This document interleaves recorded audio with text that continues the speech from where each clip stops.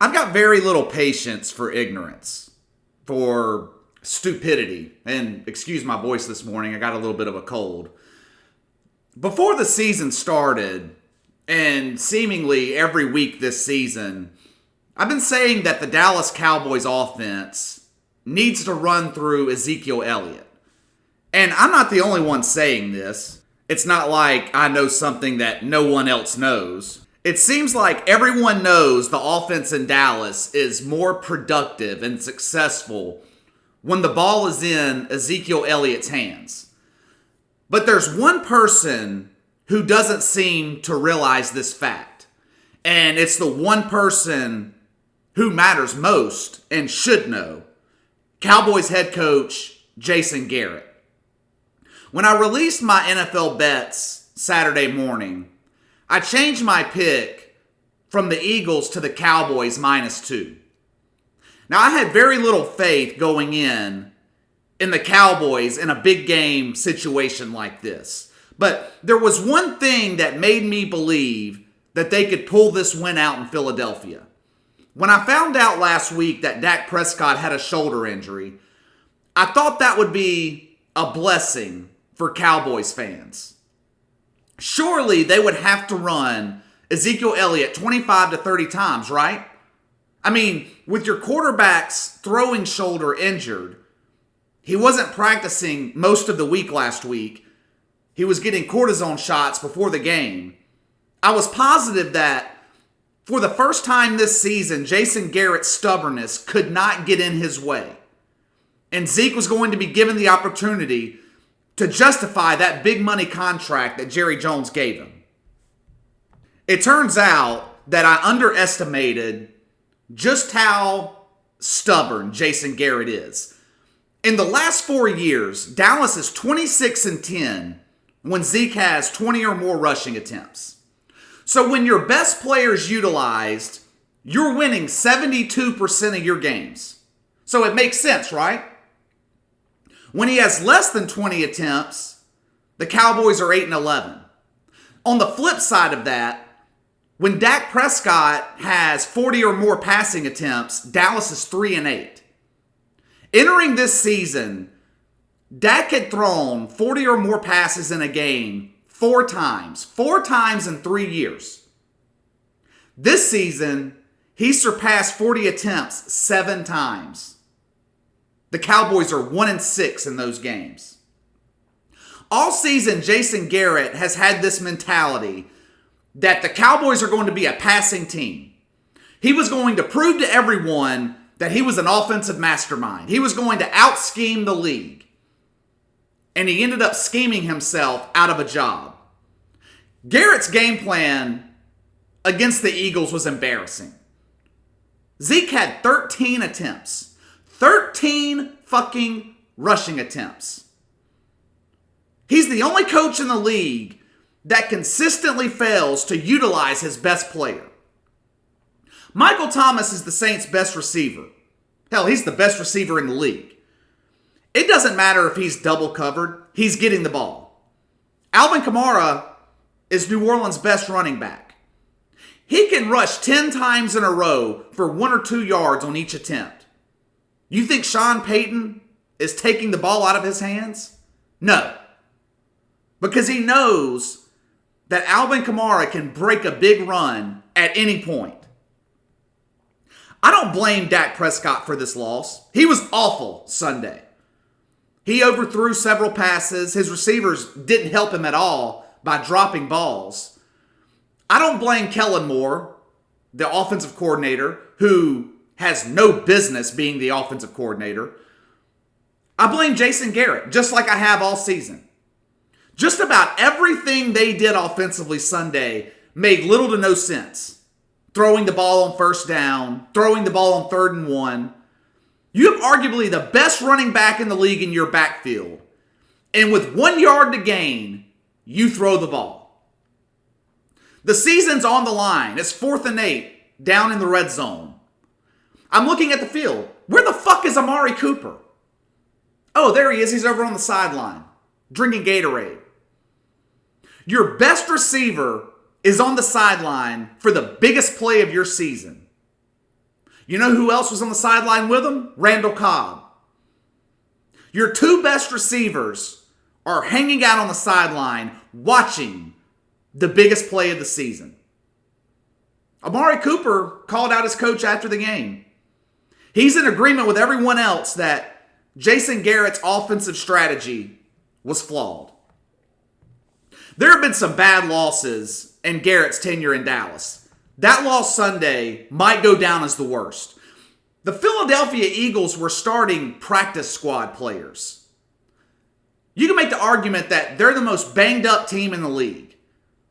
Their three primary receivers are out. Best running back in Jordan Howard has been out for weeks.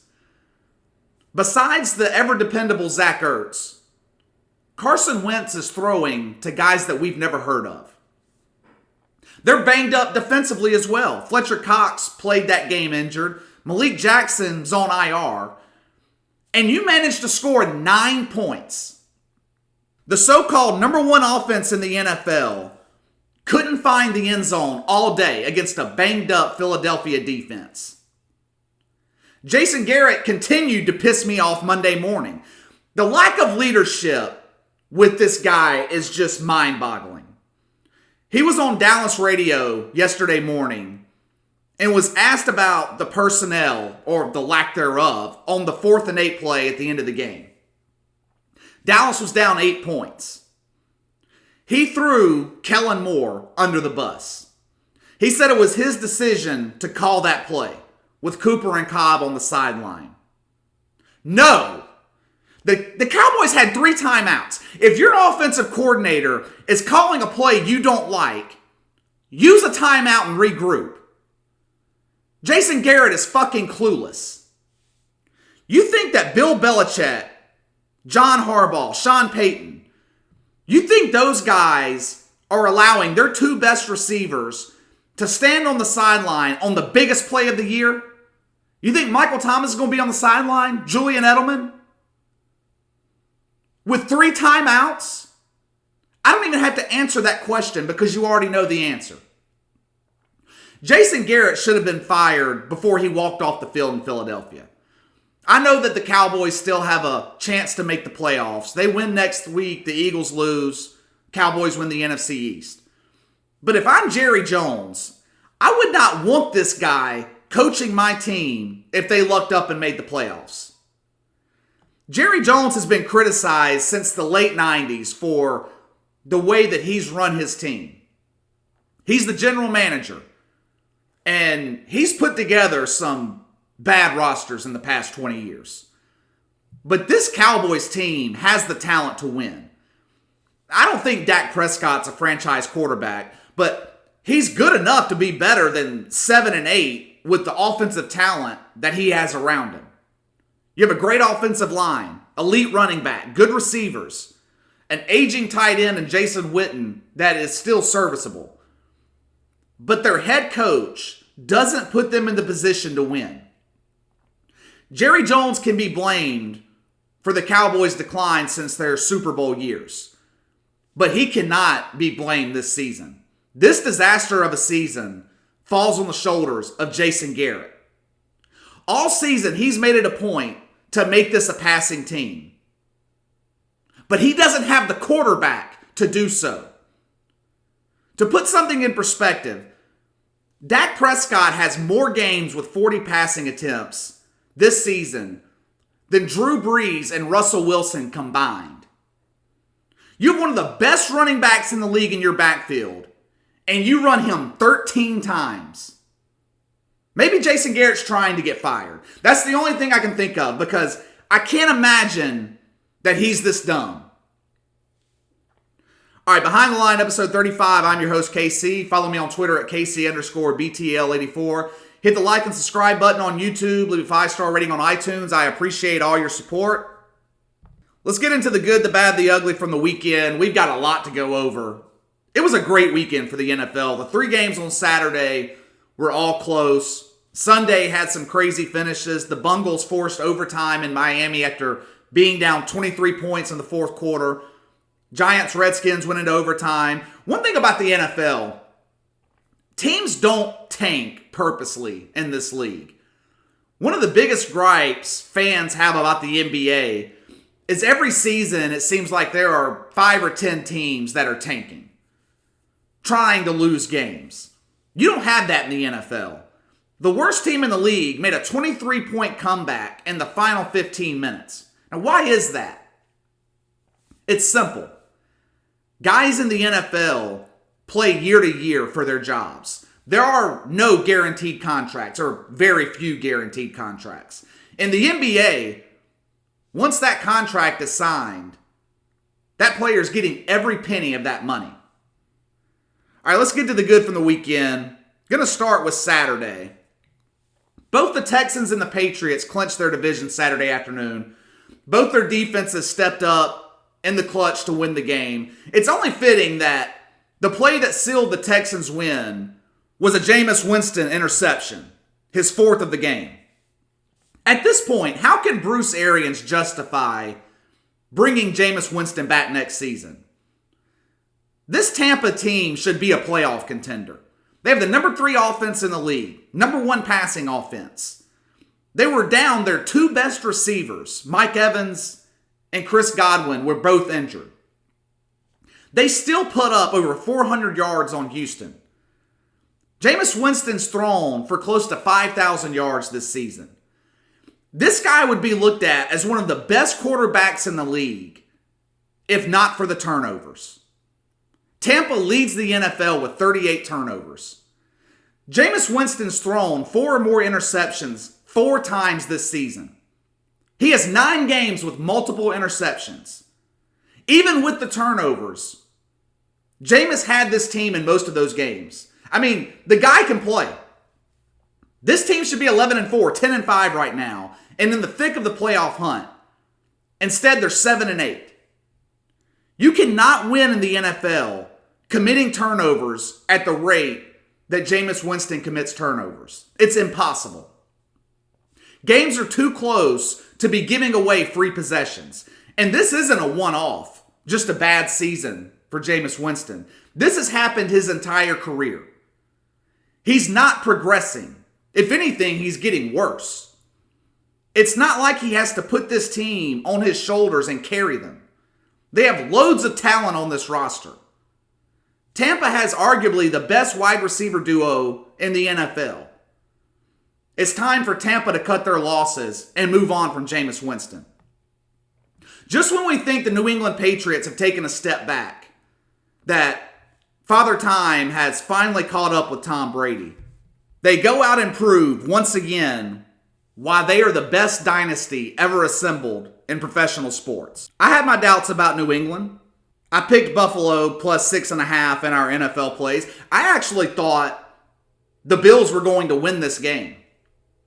We had the best defense in the league playing a New England offense that was struggling. What does Tom Brady do? He goes out and completes 79% of his passes, 271 yards. It was the Patriots' best win of the season. I know everyone is high on Baltimore right now, but you can't doubt Brady and Belichick in the playoffs. This game proved to me that the Buffalo Bills are still a year or so away from being real contenders. Now, don't get me wrong, I like this team. It's a nice story. They're going to be in the playoffs, but in big games, I just feel like Josh Allen isn't quite ready yet. It takes time in the NFL for young quarterbacks to develop that clutch gene. Guys like Tom Brady are once in a generation. You don't see young quarterbacks step in and lead a team to a Super Bowl win in their first or second season like Tom Brady did. It took Peyton Manning years to develop. Same with Drew Brees, Brett Favre. The list goes on and on. Sean McDermott has this team headed in the right direction. They have an elite defense. Devin Singletary is a good running back. Josh Allen isn't close to reaching his full potential, but he's getting there.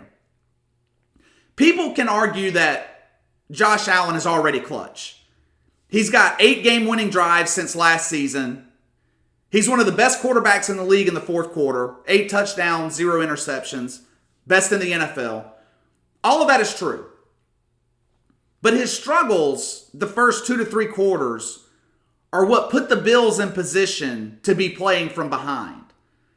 In big games this season, Josh Allen is completing 56% of his passes. He was dreadful for most of that game Saturday against New England.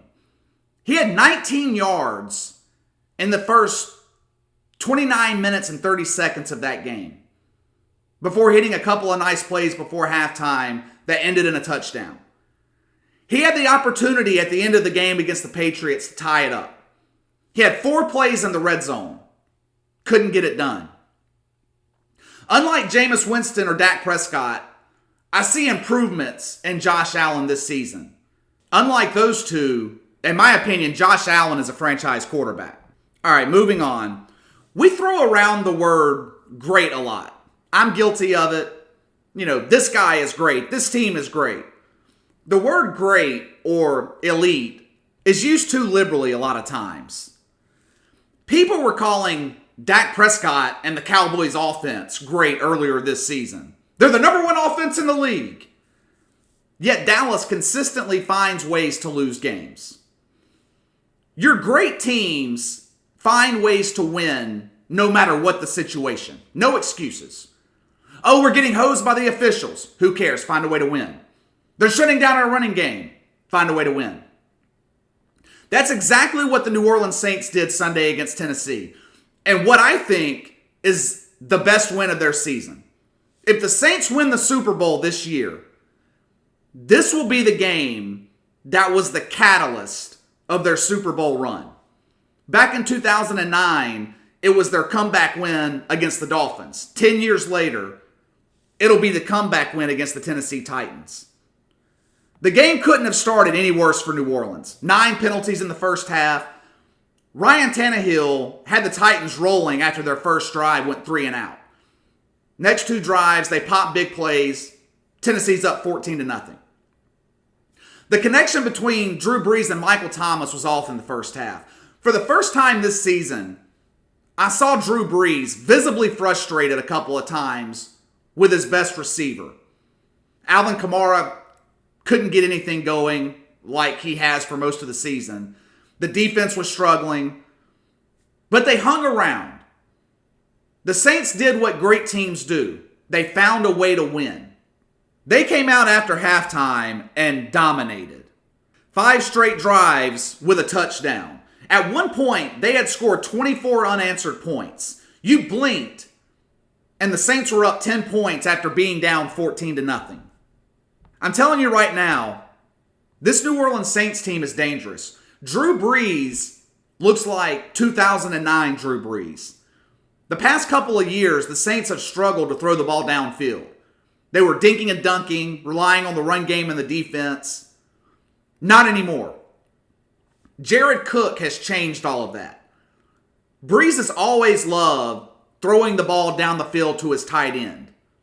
And that's been missing on this offense since Jimmy Graham. The reason I say this is their biggest win of the year is because it was on the road, on grass, in a cold environment. The knock on Drew Brees and this offense has always been this team struggles to win on grass or in cold weather. During their slow start on Sunday, people on Twitter were commenting how much slower the Saints were looking on grass. And then the floodgates opened. Kamara pops a big run. Cook catches a 61-yard touchdown. Home field advantage would be nice, but I don't think this team needs home field advantage to make it to the Super Bowl. They've already proven they can go to Seattle and win. The Seahawks' 12th man isn't what it used to be. The Saints went to Chicago and won. Went to Tennessee and won.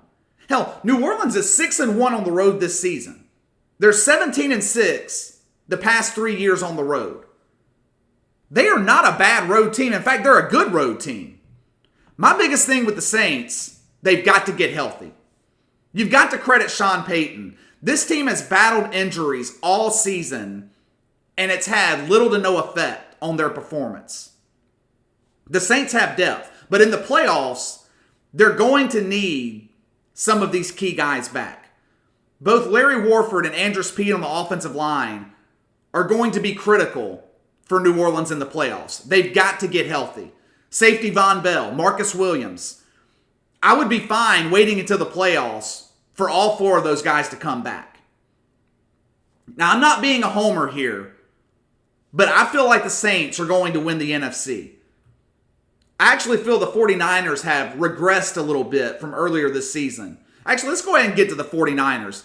They beat the Rams in a nail-biter at home Saturday night. Sets up a huge matchup Sunday night in Seattle, which is going to have major ramifications on the entire NFC. Loser of this game will be the number 5 seed. Winner takes the NFC West, guaranteed a home playoff game, could be the number 1 seed. The 49ers win, they'll clinch home field advantage throughout the playoffs. Both of these teams are really banged up. Seattle doesn't have a fucking running back anymore. They lost one last week. Then both Chris Carson and CJ Prosise went down Sunday against the Cardinals. This is a massive blow to the Seahawks. I know they signed Marshawn Lynch, but I'm questioning how much impact that he's really going to have. This offense is predicated on the run. I had the Seahawks beating San Francisco, winning the NFC West. Now I've got my doubts. Now, the Niners are banged up as well. Dee Ford and Richard Sherman have nagging hamstring injuries. I thought it was a nice win for San Francisco Saturday night, but I'm not buying them as being the best team in the NFC. They're a great football team. I'm not saying that they suck. I just don't see them making it to the Super Bowl. Jimmy G erased some of my doubts about him with his performance in New Orleans a few weeks ago. They've got a good rushing attack. Ironically enough, it's the defense that concerns me about the 49ers. Since their 8-0 start, they've given up close to 100 yards more a game. This pass defense that ranks number 1 in the NFL, only surrendering 165 yards a game, had given up close to 300 yards a game the past 3 weeks. Since that 8-0 start, the 49ers are 4-3. But the 8-0 is kind of deceiving. The best quarterback they faced in that stretch was Jameis Winston in week 1. He threw for 295 yards against them. They were beating the Bungles, the Steelers without Big Ben, the Browns, the Redskins. Their best win during that stretch was against the Rams. Then the schedule got more difficult. Loss at home to Seattle. Loss at Baltimore. Loss at home to the Falcons, who, by the way, are 5-2 in their past 7 games. Atlanta is not a bad football team. Yes, the 49ers dominated the Packers. They beat the Saints in New Orleans. But Drew Brees torched this defense. He imposed his will. I'd argue had Jared Cook not went down with a concussion in the second quarter of that game, the Saints win. But no excuses. Jimmy G was phenomenal in that game. San Francisco was the better team that day. I'm not taking anything away from the 49ers. But like I said last week, the defense has lost a bit of its aura, a bit of its mystique. They haven't been as dominant the last half of the season as they were to open the year. All right, I'm going to close the good segment with college basketball, something that we don't talk about much on this podcast. Memphis freshman James Wiseman has said fuck you to the NCAA. He's decided to sit out the season to prepare for the NBA draft.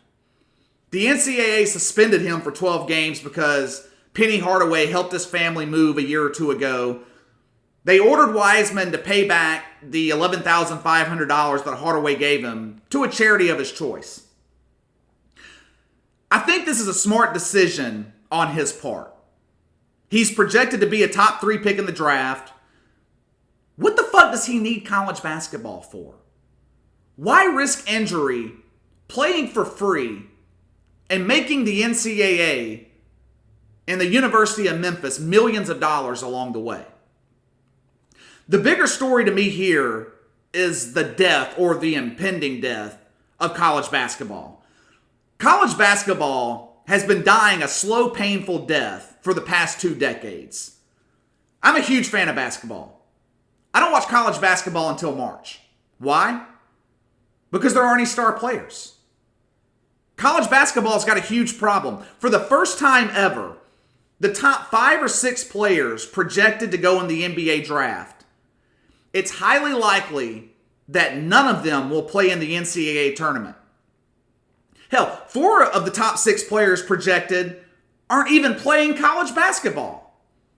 Cole Anthony is one of the top picks. He's got a torn meniscus. If you're him, why in the hell would you come back and play? These 18-year-old kids are playing in Europe or Australia instead of the NCAA. Once the G League is unionized, it's all but over for college basketball. Because then, not only are they going to lose the superstar talent, they're going to start losing late first and second round draft picks. And what's the NCAA doing about this problem? Nothing. The NCAA is working its way to being irrelevant in the sport of basketball. The regular season is unwatchable. Before Zion Williamson last year, who was the last mainstream superstar college basketball player? J.J. Redick, maybe? Tim Duncan in the 90s? I don't know. I like college basketball, but you've got to give me a reason to watch. Scheduling-wise, I think college basketball is far better than college football. But if you don't have star players on the court, why would I watch? In football, we watch teams. In basketball, we watch superstar players. The NCAA has got to come up with a way to incentivize these kids to play basketball in college. One of the only ways that I know to do that is to pay them. If they don't, college basketball is on its way to becoming extinct. All right, let's get to the bad from the weekend. Only one thing from this weekend in this segment. I've been giving credit to Mike Tomlin for the job he's done with the Pittsburgh Steelers this year. He's had them in the thick of the playoff chase on the back of a great defense and a grown man that calls himself Duck playing quarterback. But I saw something yesterday that made me disappointed in Mike Tomlin. He benched Devlin Hodges, a.k.a. Duck, midway through the game in their loss against the Jets. In Tomlin's defense, Hodges was god-awful. Actually, he's been bad the past 2 games. 6 interceptions to 1 touchdown the past 2 weeks. He decides to go with Mason Rudolph, who played decent enough until he got hurt. But I was disappointed in Tomlin because I feel like he set up his young quarterback to fail. Warren Sharp tweeted something Sunday that caught my attention. Not Warren Sharp, the Hall of Famer from Tampa. I'm talking about Warren Sharp, the analytics guy. He reported that Mike Tomlin split first-string reps in practice this week between Hodges and Mason Rudolph. Tomlin threatened Hodges throughout the week that he would bench him if he continued to turn the ball over. He was on a short leash. So he starts the guy without full reps in practice and with zero confidence from his veteran head coach, the leader of this franchise with Big Ben on the shelf. And then Tomlin is surprised when his young quarterback plays like shit. It really sucks that Big Ben was lost for the season in week 2. Can you imagine how exciting the AFC North would have been with the Steelers and the Ravens battling it out? They're already one of the biggest rivalries in the NFL. With the defense that Pittsburgh has, the Steelers would have been legitimate contenders this season in the AFC. All the questions surrounding Mike Tomlin's job status entering the season have been erased. I don't like the way he handled this situation with his young quarterbacks, but to have this team at 8-7 with a chance at the playoffs with 2 god-awful quarterbacks is a miracle. All right, let's get to the ugly from the weekend. The reality of Kirk Cousins struggling in primetime games. 0-9 on Monday Night Football. The reality of Kirk Cousins struggling against winning teams. 7-31 against teams above 500. That reality was once again proven last night against Aaron Rodgers and the Green Bay Packers. This was the biggest game of the Vikings season. This was one of the biggest games in Kirk Cousins' career. This game had huge playoff implications. Vikings win. They take the AFC North. Home playoff game. Lose. They're pretty much guaranteed the number 6 seed. This was a prime opportunity for Kirk Cousins to be the leader and get a big win. To shake off some of that reality that he can't win the big game. You're at home. Your defense sets you up 3 times in the first half with turnovers. One of them inside the 10-yard line, which you only managed 3 points. 3 turnovers, and you only managed to get 10 points off of them. I don't want to hear the excuse that Dalvin Cook was out. Yes, he's a huge part of this offense.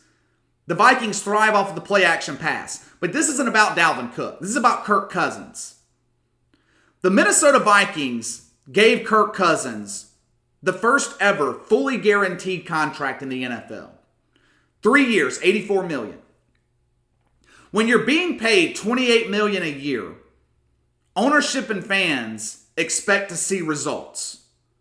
Yes, the Vikings are 10-5 or in the playoffs. That's true. Kirk Cousins has played well the majority of the season. He's put them in position to be in the playoffs. However, you were given that contract to win games like last night. Last night, Kirk Cousins had to put his team on his shoulders, overcome the loss of Dalvin Cook. He had to make the big plays, and time after time after time, he failed to do so. Kirk Cousins failed. The primetime stage is too big for him. 16 of 31, 122 yards, 1 touchdown, and an awful interception. Great quarterbacks win games like this. Just look at the performance of Aaron Rodgers last night for an example. The great quarterbacks don't fold under the pressure. The great quarterbacks find ways to win. Dalvin Cook is out. Okay, put this game in my hands, and I'll lead us to victory. Now, everything I just said is what I'm seeing this morning, whether on social media, mainstream sports media, local media in Minnesota. Kirk Cousins is shouldering the blame for this loss because he's the quarterback. But this loss was entirely the fault of the Vikings offensive line. Cousins was pressured on nearly 50% of his passing attempts. The few instances where he did get time in the pocket to drop back and throw, there were penalties. One holding penalty erased a touchdown. I don't care who your quarterback is. If he does not have time in the pocket, it makes it extremely difficult to win. That's why teams in the NFL pay big money for pass rushers. Earlier this year, the Falcons went into New Orleans and beat the shit out of the Saints. At the time, Atlanta was 1-7, thought to be one of the worst teams in the league. The Saints were 7-1. So how the hell did the Falcons beat Drew Brees at home? They pressured him the entire game. 6 sacks, 4 quarterback hits. They blitzed him 10 times. Atlanta was inside the pocket the entire game. As a result, the Saints only managed to score 9 points at home. I'm not saying the reaction this morning to Kirk Cousins' performance last night is entirely wrong. He does struggle in prime time. I can't dispute that fact. He can't beat winning teams. His performance last night was terrible. But last night's loss wasn't on Kirk Cousins. It was on the offensive line. That being said, this is going to be tough for Kirk Cousins to overcome. We will find out how mentally strong this guy is. And history tells us that things like this get to him. I mean, why else would he be one of the worst quarterbacks in NFL history in primetime games? If the season ended right now, the Vikings would be coming to New Orleans in the wild card round. If you're a Vikings fan, do you trust Kirk Cousins to come into that hostile environment and get a win? All right, moving on. I mentioned this briefly on Saturday, but I'm going to bring it up again. What the hell is the point of these college bowl games? This past weekend's slate of bowl games was an embarrassment. I talked Saturday about the Utah State-Kent State game Friday night. The Smoothie Frisco Bowl or something, whatever the fuck. The name of the bowl doesn't matter. It'll be called something different next year. It was a close game late in the fourth quarter. And there's literally a few hundred people in the crowd.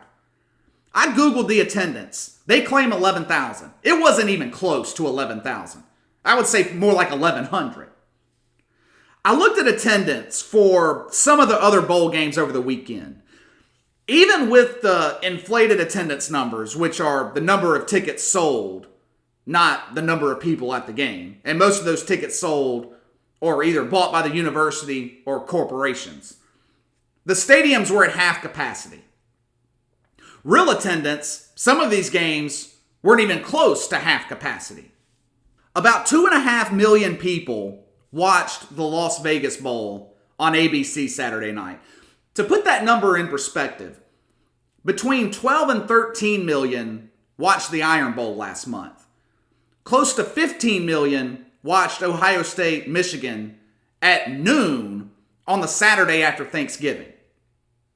So these so-called quote-unquote postseason games are drawing 1/10 of the audience that big regular season games are drawing.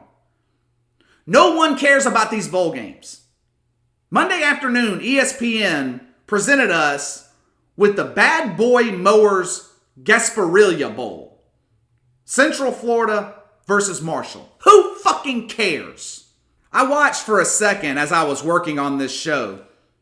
There was no one in the crowd. It was deathly silent on a big fourth down play in the second quarter. You remember when bowl games used to mean something? And the names of the bowls were simple. The Citrus Bowl, the Cotton Bowl, the Sun Bowl, the Hawaii Bowl, whatever. 20 years ago, you had 18 non-BCS bowl games, 22 bowls in total. This year, we've got 40. Back then, the bowl games were two competitive schools playing each other. There were no Alcorn States, no Kent State, no North Carolina AT&T or whatever the fuck. There was no Liberty. The games featured, for the most part, big-time college football programs playing each other. You didn't see Georgia Southern play Liberty in the Cottonelle is so soft it feels good when I wipe my ass bowl. There was none of that. All right, I'm going to close the show today with the most consistent offender this season in the ugly segment, the Cleveland Browns. I'll give the Browns a small bit of credit. I don't think they quit Sunday against the Ravens. I guess you could call that progress. But everything else was a disaster. Freddie Kitchens cemented his status as the worst coach in the NFL. Even worse than Jason Garrett. Where do I even begin? I mean, there was so much to choose from. Well, let's just start in the first half. I thought Cleveland played decent enough in the first half, especially defensively. The Browns were up 6-0 with about 90 seconds to go before halftime. Ravens score, they go up 7-6. Now, Baltimore has no timeouts. There's a little over a minute left on the clock by the time the Browns get the ball back. Most coaches would play this conservatively. No, not Freddie Kitchens. What does Freddie Kitchens do? He calls 3 consecutive pass plays, and Baker Mayfield fails to complete 1. Next thing you know, Baltimore's going into halftime up 14-6. But it gets even worse. Cleveland actually built a bit of momentum early in the fourth quarter. They go down and score, cut the Baltimore lead to 9 points with over 8 minutes to go. Conventional wisdom is to kick the extra point in this situation, have your team down 8 points. Keep the momentum you built. Keep it a one-possession game. What does Freddie Kitchens do? He goes for fucking 2. Of course the Browns don't make it. All momentum is lost. The Ravens end up covering the 10-point spread with ease. There were some other things that happened Sunday that further proves that the Cleveland Browns are a disaster. After the 3 straight incompletions I mentioned a second ago, Baker Mayfield was booed off the field by the home crowd. Instead of being a professional and just ignoring it, Baker waves the fans off and proves to everyone once again what an ass he is. But the bigger thing was the sideline confrontation between Odell Beckham and Freddie Kitchens. For the second week in a row, one of the Browns' 2 wide receivers was in the face of their head coach arguing with him. Beckham ended up throwing his helmet after the failed two-point conversion attempt, then was seen yelling at his head coach on the sideline. On December 15th, NFL Network's Ian Rappaport reported that unless the Browns had a, quote, horrific collapse or circumstance to end the season, that Freddie Kitchens would be back next year. Well, we just saw this team collapse 2 weeks in a row. And circumstance, 2 weeks in a row, your star receivers are arguing on the sideline with your head coach. Freddie Kitchens shouldn't be coaching this team next week, but this is the Cleveland Browns. It wouldn't shock me at all if he were coaching this team next season. You've got the wrong head coach and the wrong quarterback. I say it all the time on this podcast. When you have a young team, it's not the losing, it's how you lose. Sam Darnold and the Jets are 6-9. Same record as Cleveland. They've taken their lumps. But this team rallied around their coach and quarterback. Last half of the season, Jets are 5-2. They're building towards next year. Your fan base and ownership can deal with a losing season as long as they're seeing growth. Then you've got Baker Mayfield, Freddie Kitchens, and the Cleveland Browns. Every week, there's a new incident. In November, it appeared things were actually turning around. They went 3-1, beat the Bills and the Steelers. Then the Myles Garrett incident happened. Then Freddie Kitchens wore that stupid fucking shirt that said Pittsburgh started it. The Browns are 1-3 in December. If ownership was looking for collapse and circumstance as an excuse to get rid of Freddie Kitchens, there you go. Baker Mayfield was asked about the future of Freddie Kitchens in Cleveland after the game on Sunday. Now remember, Freddie Kitchens was Mayfield's choice for the head coaching job. When he was asked about his head coach's future, Mayfield said, "That's not my call to make." Not only has Freddie Kitchens lost the support of the locker room, he's lost the support of his quarterback, the guy who handpicked him for the job. All right, that's all for today, guys. Please hit the like and subscribe button on YouTube. Leave me a 5-star rating on iTunes. Follow me on Twitter at KC_BTL84. I'll be back later this week with my updated NFL power rankings. Also, going to go over a list of coaches that I think are going to be fired on Black Monday next week. So I might have an extra upload on Thursday. If not, I'll cover everything on Friday. Enjoy your Christmas. I will see you later this week.